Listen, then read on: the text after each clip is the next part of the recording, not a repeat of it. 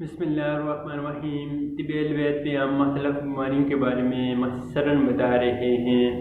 آج جس بیماری کے بارے میں ہم بتانے وہ پلپٹیشن ہے، یعنی دل کی گھبراہٹ ہوتی ہے، خفقان ہوتا ہے، بے چینی ہو جاتی ہے، دل تیز دھڑکنے لگتا ہے۔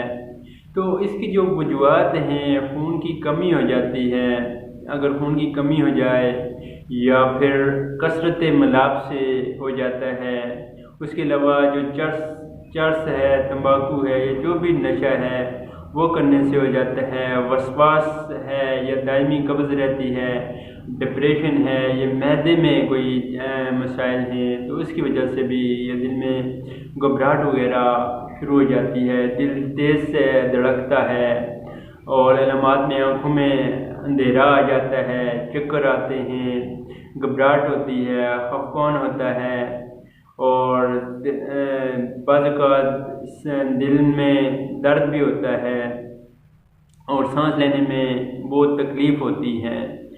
اور اس کی جو علاج ہے طب اہل بیت میں، تو امام علی رضی اللہ علیہ السلام نے فرمایا کہ امرود کھاؤ۔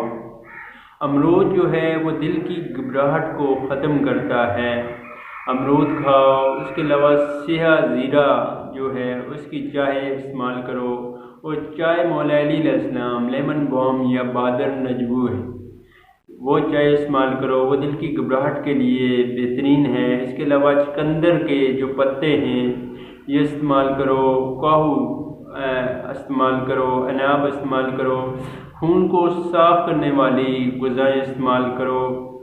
اور اس کے علاوہ جو طب اہل بیت میں میڈیسن ہے، مرکب 2 وہ استعمال کرو، مرکب 4 استعمال کرو، جامع امام علی رضی اللہ علیہ السلام باب زیرے کے پانی کے ساتھ جامع امام علی رضی اللہ علیہ السلام استعمال کرو، صاف کنندہ یا خون استعمال کرو، اور ہاضوم یہ استعمال کرو، تو انشاءاللہ جو یہ دل کی گھبراہٹ ہے یا بے چینی ہے یہ ختم ہو جائے گی۔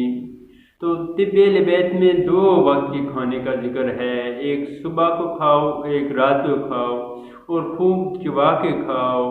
سخت غذائیں رات کو استعمال نہ کرو، حتیٰ کہ سے بھی منع ہے، تو ہم بہت سخت غذائیں کھا لیتے ہیں، اور درمیان میں کھانے کے پانی نہ پیو، اور آخر پہ اگر گوشت وغیرہ کھاؤ تو پانی نہ پیو۔ تو ہم جب طب اہل بیت نے جو بتایا ہے، اہل بیت علیہ السلام نے بتایا ہے، اس کے مخالفت کرتے ہیں تو پھر ہم بیماریوں میں مبتلا ہو جاتے ہیں۔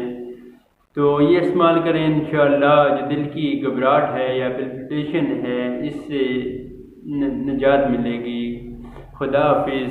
التماس دعا۔